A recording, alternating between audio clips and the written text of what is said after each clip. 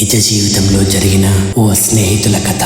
ఒక చిన్న గ్రామం, ప్రభుత్వ పాఠశాల. ఇద్దరు చిన్న పిల్లలు ఒకే బెంచ్ మీద కూర్చొని నవ్వుకుంటున్నారు. కొన్ని బంధాలు రక్తంతో పుట్టవు, మనసుతో పుడతాయి. ఆ ఇద్దరి పేర్లు రవి, కార్తిక్. ఒకడు పేదవాడు, మరోడు మధ్య తరగతి కుటుంబం. కానీ వాళ్ళ మధ్య డబ్బు అనే మాట ఎప్పుడు రాలేదు. ఇద్దరు ఒకే టిఫిన్ పంచుకోవడం, ఒకే సైకిల్ మీద స్కూల్కి వెళ్ళడం, పరీక్షల్లో ఒకరికొకరు సహాయం చేయడం, వర్షంలో తడుస్తూ ఇంటికి వెళ్ళడం. ఇక రవి, అరే మనం పెద్దాయక కూడా ఇలా కలిసి ఉండాలి. అప్పుడు కార్తిక్ నవ్వుతూ, నువ్వు ఎక్కడ ఉంటే నేను అక్కడుంటా మామ. ఇద్దరు చేతులు కలుపుతారు. ఇక తర్వాత జీవితం మారుతుంది. కాలం గడుస్తుంది. కార్తిక్ హైదరాబాద్ లో ఉద్యోగం. రవి తండ్రి అనారోగ్యంతో చదువు ఆపి గ్రామంలో చిన్న మెకానిక్ షాప్ పెట్టుకుంటాడు. మొదట్లో ప్రతిరోజు ఫోన్లు, తర్వాత వారానికి ఒకసారి, తర్వాత నెలకొకసారి. ఆ తర్వాత జీవితం అనే బిజీ స్నేహాన్ని మౌనంగా మార్చేసింది. ఇక 8 సంవత్సరాల తర్వాత ఒక రోజు రవి మొబైల్లో కార్తిక్ కాలింగ్ అని పడుతుంది. రవి వెంటనే ఎత్తాడు. రవి నవ్వుతూ, అరే బతికే ఉన్నావరా? కానీ అవతల నుంచి నవ్వు రాలేదు, కేవలం నిశ్శబ్దం. కొన్ని సెకండ్ల తర్వాత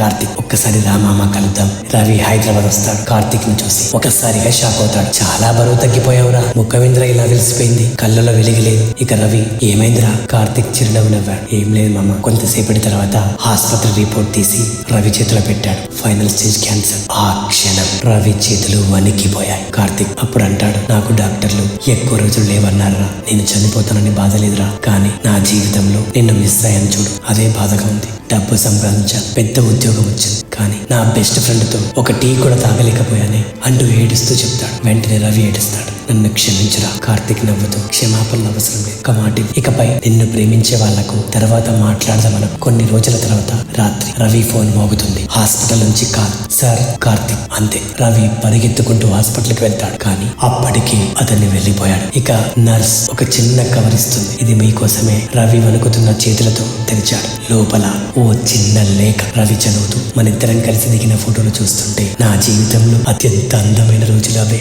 మనం పెద్దవాళ్ళయ్యాక టైం లేదని ఒకరినొకరు దూరం చేసుకున్నాం. నువ్వు తప్పు చేయలేదు, నేను కూడా కాదు, కానీ సమయం మనిద్దరిని ఓడించింది. ఒకవేళ మళ్ళీ జన్మంటూ ఉంటే మళ్ళీ నీ బెస్ట్ ఫ్రెండ్ గానే పుట్టాలి అంటూ నీ కార్తీక్. ఇక రవి ఆ లేఖని గుండెల కత్తుకొని చిన్న పిల్లల ఏడుస్తాడు. వాళ్ళ బాల్యంలో ఫోటోలు, సైకిల్, స్కూల్, పంచుకున్న టిఫిన్, నవ్వులు అన్ని ఒక్కొక్కటిగా గుర్తుకొస్తాయి. ఇక ఏడుస్తూ, జీవితంలో మనకు డబ్బు మళ్ళీ వస్తుంది, ఉద్యోగం మళ్ళీ వస్తుంది, పోయిన వస్తువులు కూడా దొరుకుతాయి, కానీ మన కోసం ఎదురు చూసే మనిషి ఒక్కసారి వెళ్ళిపోతే మళ్ళీ ఎప్పటికీ తిరిగి రాడు. ఈ రోజు నీకు గుర్తొచ్చిన స్నేహితుడికి ఒక కాల్ చేయి. ఎలా ఉన్నావురా అని అడుగు. ఎందుకంటే కొన్ని కాల్స్ చివరి కాల్స్ అయిపోతాయి. Happy friendship day. అందరికీ స్నేహితుల దినోత్సవం శుభాకాంక్షలు. Happy friendship day friends.